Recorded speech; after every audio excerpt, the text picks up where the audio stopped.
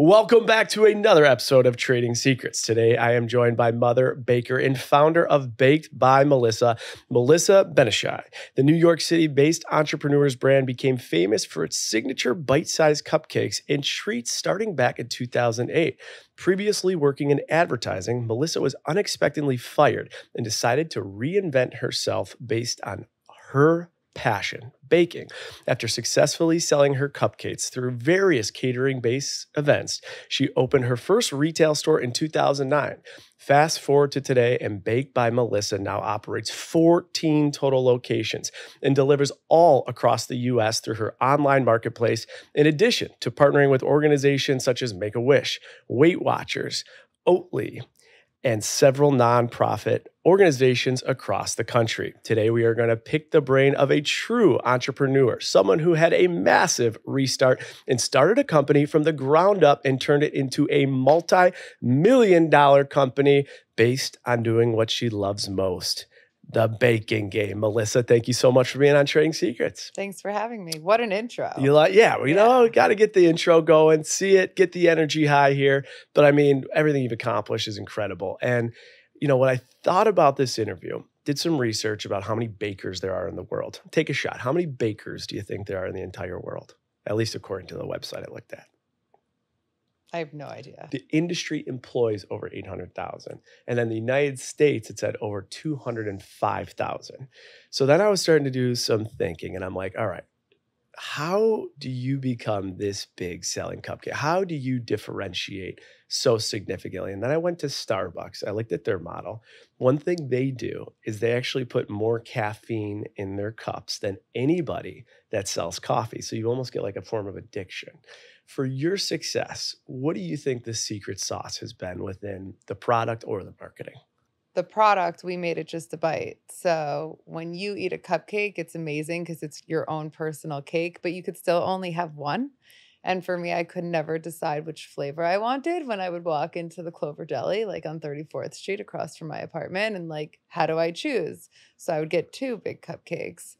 So we solved for that. And you could try every flavor without feeling bad about it.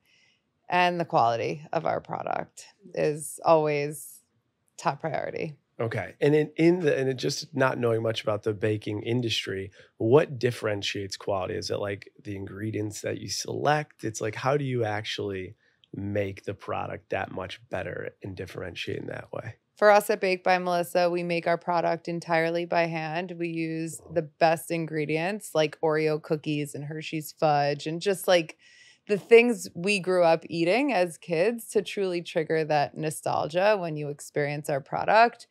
And the quality and freshness is top of mind in everything that we do. Got it. Like, I'm a crazy lady. Like, there's a real Melissa who goes on the floor of the bakery and checks out how they're making the cupcakes, how they're icing, how they're topping the cupcakes.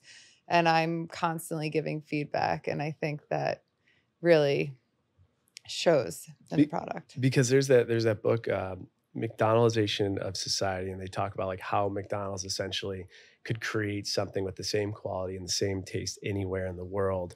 Was quality control an issue as you were scaling, or how did you like scale to become the size you did and still be able to have that Melissa touch on each one of the pieces? Well, when we started the company, I was baking every cupcake, so that was easy.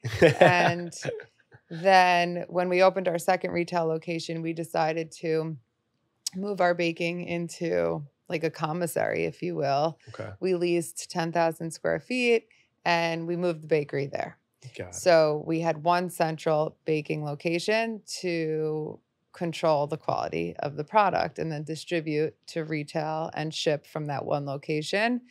And we still have that model today. We're vertically integrated. The product is our core business. If the quality isn't there, then nothing else matters. So yeah, when you look at the size and scale of what you guys have done, your story is incredible about, how you were just having the conversation with your brother and decided to go to the grocery store and put your favorite flavors together and create this.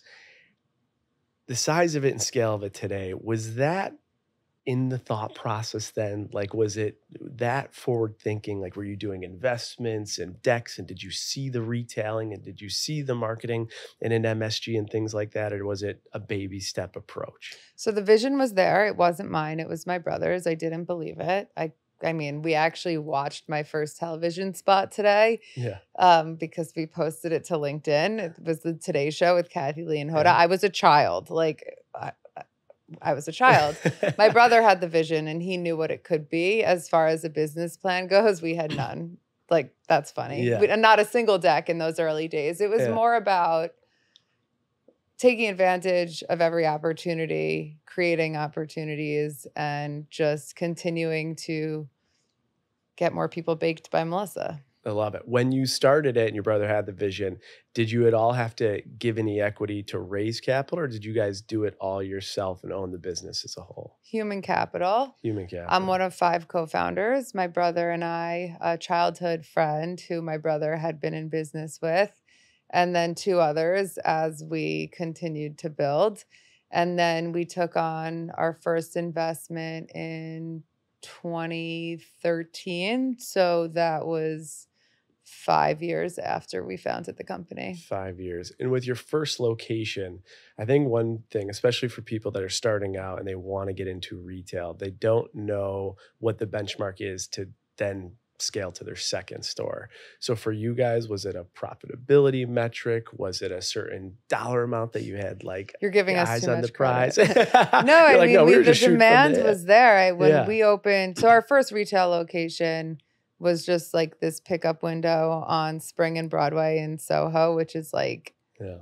the highest foot trafficked corner of the earth, especially on the weekends, with the right clientele, like fashion forward, like high society, yada, yada. And it was a pickup window. People lined up around the corner every weekend for our product. And I couldn't bake the product fast enough. So less than a year later, we opened our second retail location just, a few blocks north in Union Square. And the thought was every neighborhood in Manhattan should have a Baked by Melissa because we're your neighborhood bakery. I like it. That is so cool. What does like rent? We've had people on, they talk about the rent in New York City, how it's gone up. But like in a commercial space like this, the rent in New York's got to be wild for retail stores. How has it changed? And like on average, what do most people pay for retail outlets like this on a monthly basis? Well, we're very lucky because our footprint is very small. Since we're vertically integrated, we just have all of our baking in the one location, which is just outside of Manhattan. And then we Okay. deliver our cupcakes to each store on a daily basis. And so we can operate our retail locations out of as few as 300 square feet or Wow. as much as 600 square feet, but we don't need much. Okay, interesting. And would you say that the online marketing and delivery service like Uber Eats and things like that, are you doing more through online e-commerce or more foot traffic in the stores and on a revenue basis? So as far as retail goes, third-party delivery is great. Like that's when you go to Uber Eats or Yeah. Grubhub and you place your order. We also have what we call e-commerce at Baked by Melissa. You go to our website, you order cupcakes to be shipped anywhere in the country. You could choose your arrival date, guaranteed fresh. And you could also order for local delivery in Manhattan and free pickup. That's like our owned e-commerce channel that comes from bakedbymelissa.com. And that's our core business. Got it. Okay. Pretty cool. You've done some good things, I think, that are just amazing too, outside of just the retail stores. You now have this new partnership with Edmunds, and you launched a limited edition collection of the mini cupcakes. And like I said, the foot traffic in MSG. From a marketing standpoint, how do those partnerships come about? Those partnerships come about in so many different ways. I think we've been very fortunate because we have this incredible brand awareness, especially in this area Yeah. of the country, and brands come to us all the time. Okay. With Entenmann's, I had actually started using Entenmann's like cakes. Like Entenmann's is very nostalgic, and I like make recipes on TikTok. So I would do these like hacks, and I would take like an Entenmann's pound cake and turn it into like an awesome ice cream cake. And they took notice, and we kind of started our relationship with Entenmann's that way. And then as soon as I got somebody from Entenmann's, I was like, oh my God, like I want to do something great with you guys. Yeah. And we wound up doing what we launched in July to celebrate Entenmann's 125th birthday, the best way anyone knows how, by sending Baked by Melissa cupcakes, of course. And that was very unique to like how we made it work with Entenmann's. With Weight Watchers, we also, I created like salad recipes for Weight Watchers. And we also created a Weight Watchers assortment of cupcakes. And that was that collaboration. I guess what I'm trying to say is everything is different because for me, well, number one, it has to work for us as a brand. And it's Baked by Melissa, the brand, as the priority over revenue or anything else when it comes to collaborating with another brand. And then if it's something that I think will work with our brand, then it's understanding their goals and also what our goals are, because it has to work for both sides for it to truly be successful. And when you analyze those, like what are they looking like? What is a goal for them? Do they have like we've had influencers come on and different brand partners and celebrities, and they'll do these big deals with like, let's say a Pepsi or Coca-Cola, and Coca-Cola will tell them, we need you to create 2 million impressions. If you create 2 million impressions for us, we got our ROI and it's worth the cost. What does success look like to you, and then to like Weight Watchers and Entenmann's and those collaborations? So it's either revenue or sessions and conversion on our site, which is also revenue, really. Yeah, so like, it just all comes down to the revenue. I think with the collaborations more recently, we have this new product that we sell, and it's content. And we've always only sold this one product, which is the bite-sized cupcake, which is great and delicious. But now we have this incredible reach of like millions of people on social media that we've built organically, and we have this core business. So we don't need to like, whore ourselves out and just commit to like all these different paid opportunities to pay the bills. No. And so most oftentimes for the other brands, they're looking for that brand awareness and for us to share whatever their message is in a very like genuine and authentic way, which is very much what I do on social media. For us, it's different always. Sometimes it's just because it's going to be really fun. For Entenmann's, I love Entenmann's. It just felt like such a cool opportunity. Like I grew up with the Entenmann's donut box on the kitchen counter all the time, or the soft baked chocolate chip cookies. And how cool is it that we got to work with them and use their ingredients on our bite-sized cupcakes in celebration of their 125th birthday. Yeah, that's so cool. Yeah, especially when you think about just, you bring it back to your childhood to where it is today and your name on that box and everything like that. It's fun. It's something to talk about. It's like exciting. The summer months are slower months for us. Like we are like, birthdays, big holidays, gifting all the time. And so why not? Okay. So from 2009 to 2023, how many total cupcakes have you sold to date around? Give us an estimate. So at least 300 million cupcakes, but that's like absolutely wild. Somebody should like figure out how many times around. Do you think it goes around the world in cupcakes? Maybe like around Manhattan. We could get right around the world of Manhattan. I love that. Okay, so over 300 million cupcakes. We talked about a couple of your partnerships. I want to talk about, I'm a Rangers Knicks fan, MSG. Your integration there is really, really impressive. I've always thought, like, even as a kid, I thought about it, like where Dippin' Dots were everywhere, or when I saw my best brand in a stadium, I always wondered how that worked. Is that a partnership where you have to pay marketing dollars to get in there? Is it a revenue share model? How do those business models work? What a great question. So Madison Square Garden came to us and they really wanted Baked by Melissa presence at the Garden. Super cool. I used to hand deliver cupcakes to MSG when I was baking at my apartment to Susan Green. And it is a combination of marketing, opportunity. So we pay a marketing fee, but we're also selling them our product. So it's profitable for us. They're buying our product and we're committing to marketing dollars. Like if we're the birthday sponsor. Okay. And so when you're sitting in the seats at MSG, you'll like see Baked by, like I get a lot of friends send me pictures of like Baked by Melissa messaging up on the big screen, Jumbotron thing. Yeah. And then also they sell our cupcakes in the suites. So if you're entertaining or you have a suite, you can choose to have Baked by Melissa. That's really cool. Okay. I'm glad I asked that because I didn't recognize that. When you, in a situation like that, because I got to imagine the other brands, like let's say Geico. Geico's in MSG. I'm sure they're spending tons of money to get their name everywhere, right? But your model's interesting in the fact that when you're wholesaling, obviously you have a ton of revenue coming in, but then you're paying marketing dollars. Do you think it almost washes? For us, it doesn't. Okay. Because like we model out every new opportunity for growth and we make sure that it works for us financially. Okay. I do think, though, bigger brands with bigger marketing budgets go bigger. You know, like for like Geico, like that's marketing. Those are ad dollars they're spending. For us, I mean, we're a New York City, like born and baked brand, you know? And so to be at the Garden, that is good for them and for us. And they were really awesome in working with us to make sure it made sense for us financially. So cool.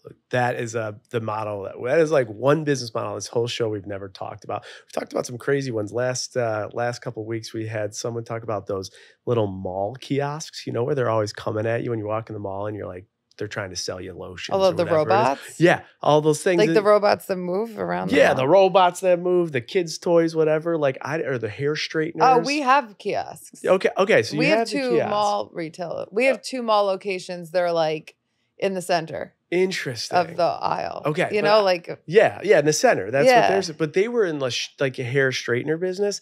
They were telling us that. And I have to imagine this is not how your business operates, but they had total flexibility in pricing.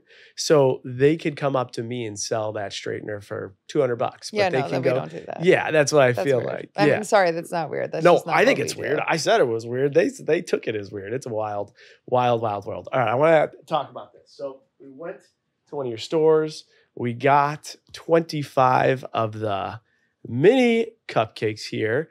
And I want to ask you first and foremost, what's your favorite flavor? Cookie dough. By a long shot. I used to always say it's peanut butter and jelly because it's phenomenal. Okay. But then I found myself always reaching for cookie dough first. So I was like, oh, shit. Yeah. I think it's cookie dough. And for anyone that hasn't. They're all great, honestly. They're all great. Yeah. And they look, every bite, like I haven't opened this yet, but I'm going to clobber all these. Every bite looks so enticing.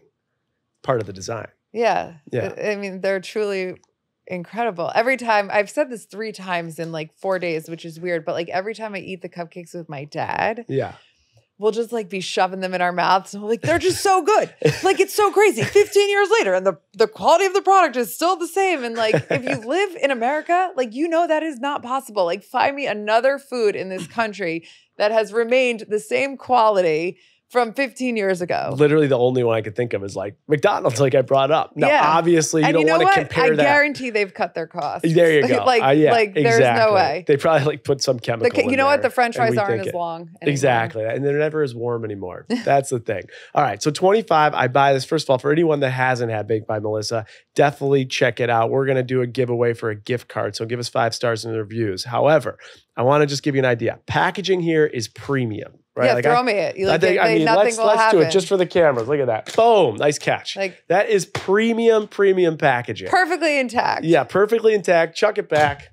There are no issues. So it definitely got through that. So the price point on this was all in about $42. And I said at first, I was like, that's a lot. But then I was like, wait a second. Look at this. And then I got to taste some. Those are obviously open. I'm like, okay, damn, that is that good.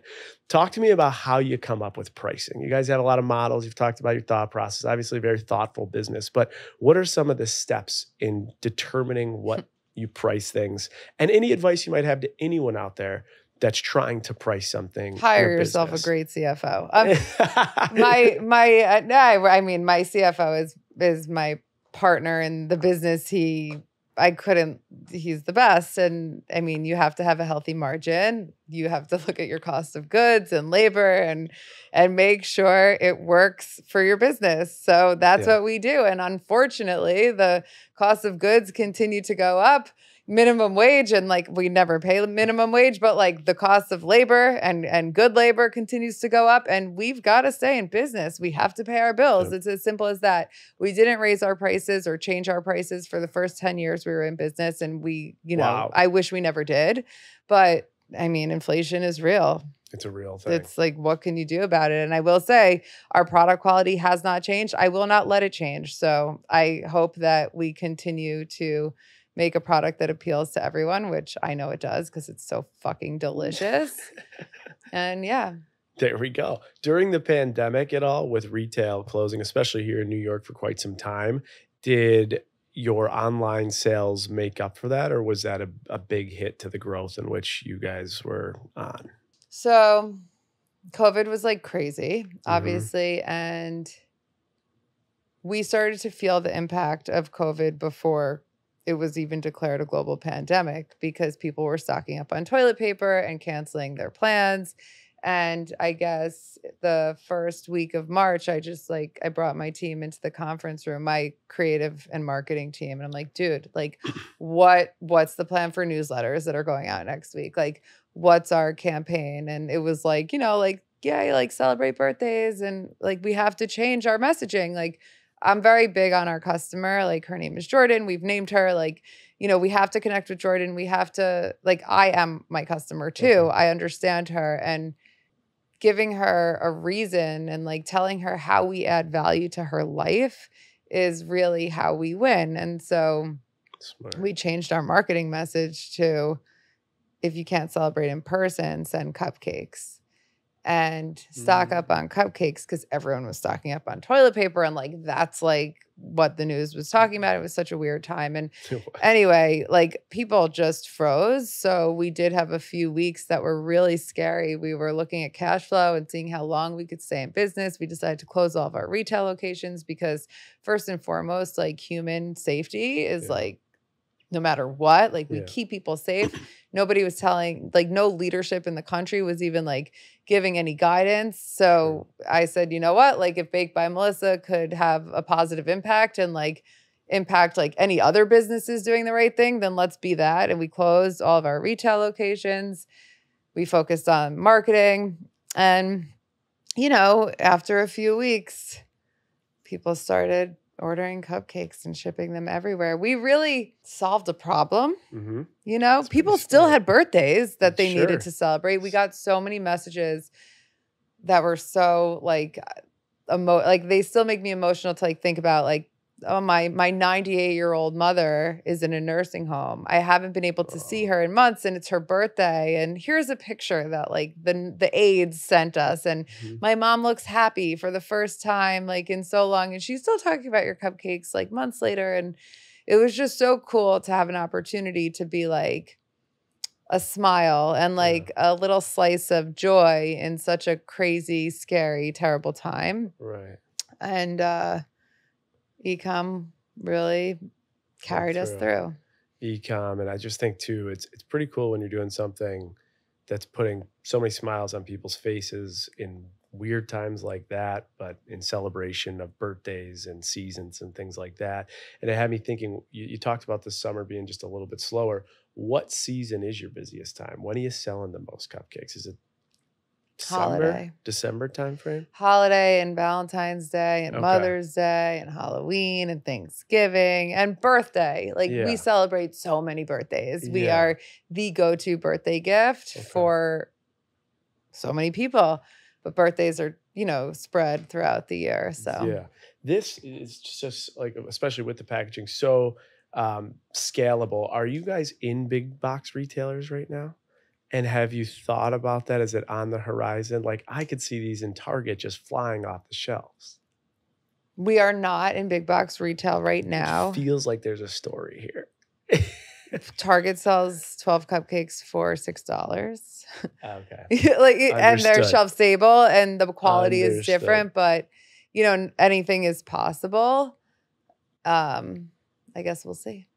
Time will tell. When you look at what's next, 14 locations, every year you guys have been growing and moving and making new business moves, and the timing seems perfect. What does the trajectory look like? 5 years, 10 years? Is there a goal to be a franchise? Do you want to be in every state? Like, what does it look like? I know you're selling e-commerce in every state, but what does it look like as you're leading the ship here?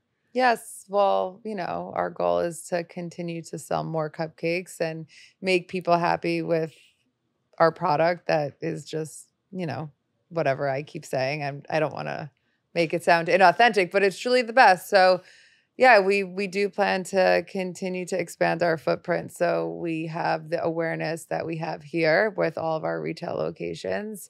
And yeah. Tune in for more. It sounds like something fun might be coming, and we'll see what I'm not that one to looks say like. I'm going to do something. I like to just do it. Yeah. Okay. So it's coming. Proof is in the pudding. Like literally, proof is in there. I want to ask a couple questions outside of the cupcake business and just the ability you had to restart and pivot the way you did. I mean, just even pivoting in that marketing direction is a huge pivot. But with your whole career, there's a lot of people that listen to this show that are lost. They're in their job. They're currently miserable in their job. They're not engaged. They're not getting paid what they want. They don't feel any impact. They don't feel people smiling from the work they're doing. And they have no idea how to hit the restart button. What advice do you have for them, someone who's done it at the level you have? Get another job.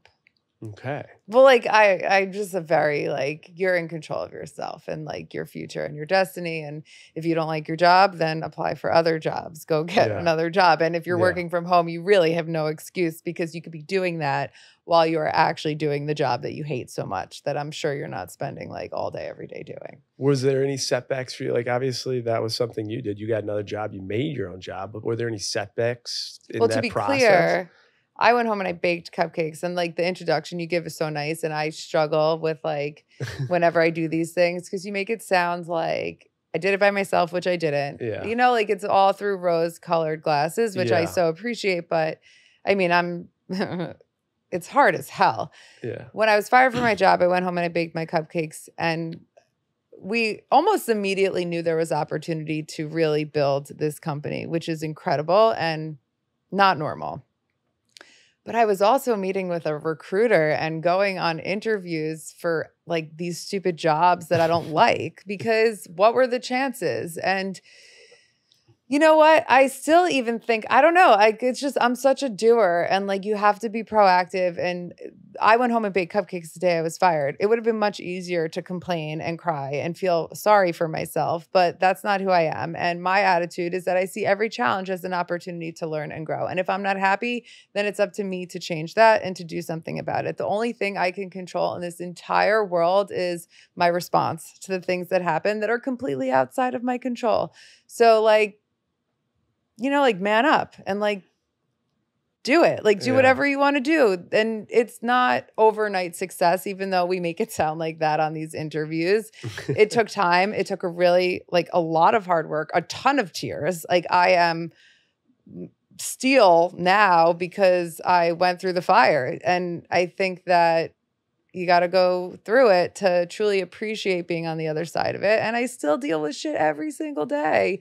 And I think it takes a really positive attitude to be able to smile through all of it. A little tough love, little grit, but honesty. I mean, that's raw, that's real, that's through the rose-colored lens of get your ass up and get going. Go to the gym at 5 a.m. every morning if you need to. That's what I do, because I need to smile and have that attitude no matter what, because I'm the leader. Yeah. And I mean, listen, this podcast is called Trading Secrets. And I do think everyone's looking for that trading secret. They're always looking for that little shortcut. And I think we're hearing from you, there isn't that. If it was easy, everyone would do it. Yeah. We got to hear my dad saying that, but it's so true. And even my friends, wake up.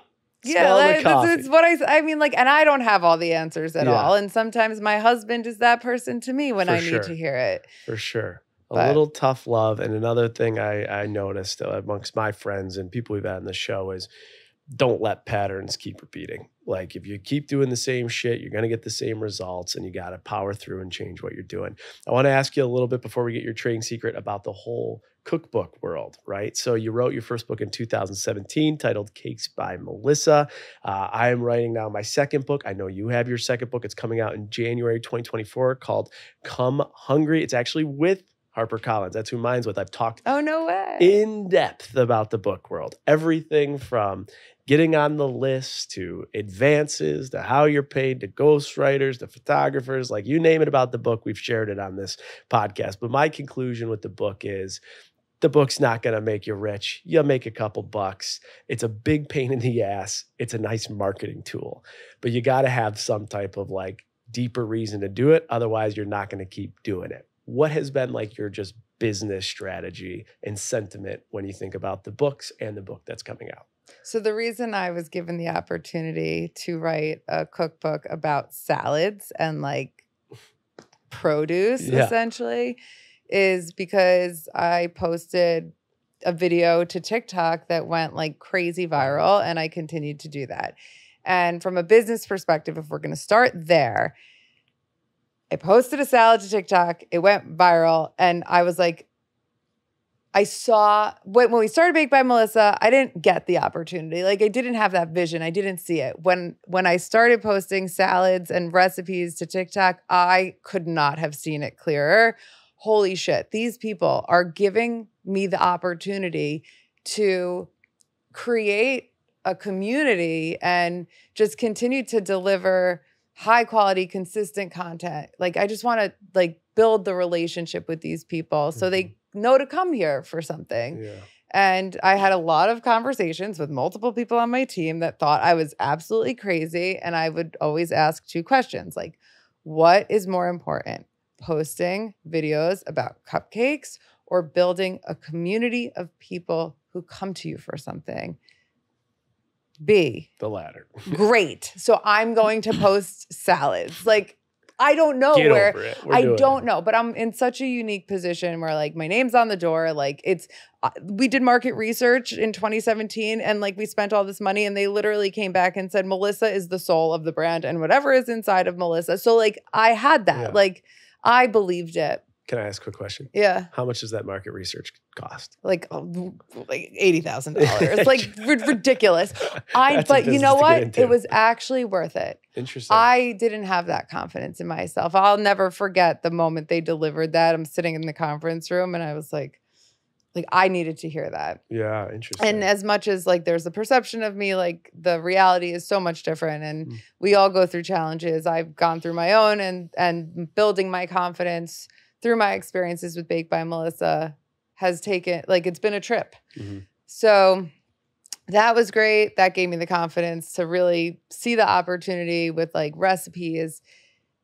And then like everyone just wants a cookbook. And I have my relationship with HarperCollins and I love Lisa Sharkey, who I worked with. Like I just love her so much. We work so well together. And so I actually was approached by a couple of publishers.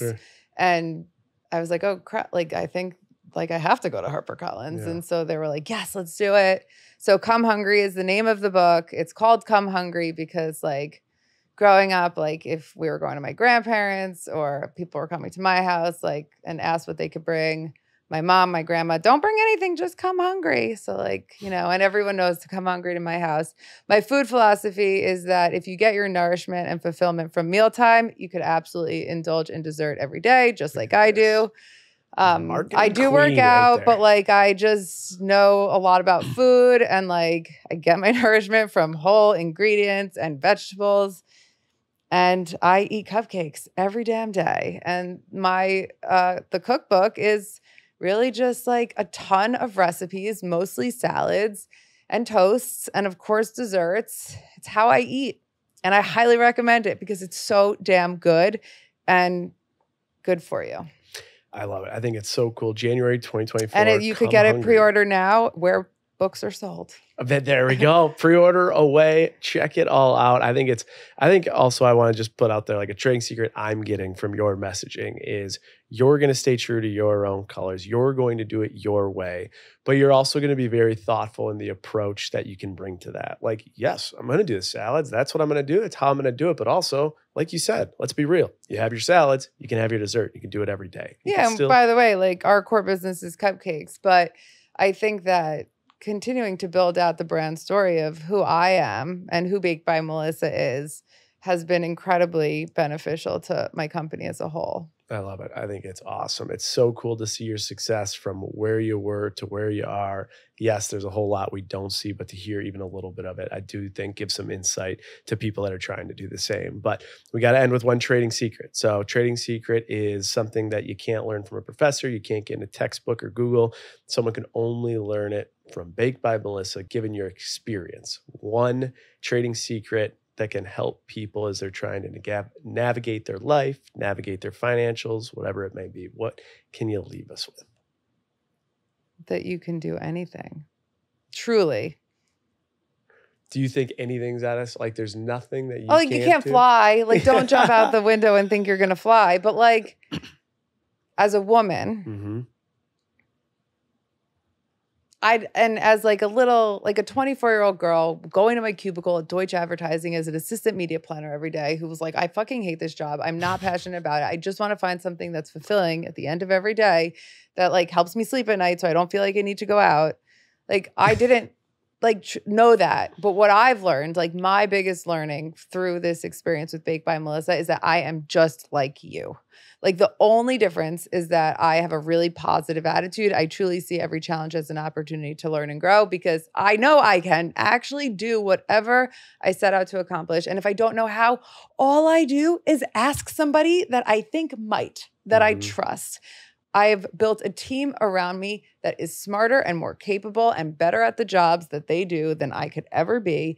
And I build trust and then I ask, like we work together, but like, if you have a goal for yourself, if you want to lose 20 pounds, figure out a way to work out. Like I wake up at 4 o'clock in the morning so I could work out every day. And that happened because I looked at a picture of myself and I was like, oh, like I need to get back into shape. And so I set the goal and I do it and it has like paid off in every way, like mentally. So yeah, you could do anything. Yeah. You say something like, even though that everything you just said there, you say it so, you say it as a matter of fact, but I think you also say it like implied. There are gems you're throwing out there. I think a lot of people get so stuck in the navigation of hearing all this advice out there and just not hearing it from someone that's like, just go do it. Just go find people, go ask them questions, stop going out, get focused on what you want to do. And I think while that seems like 101 advice, I think that honestly is going to wake some people up that need to be woken up. I also see a future career move for you. You ready for it? I think if you would accept the role at some point, you would be a hell of a shark on Shark Tank. Thanks. You exit this business, you go on Shark Tank, and you're going to be that like when Simon Cowell meets Shark Tank. All right, Shark Tank. Anyone who works at Shark Tank listening to this, give me a call. I'm here. I'm ready now. Because I don't think she'll ever take a deal from a shark. That's for sure.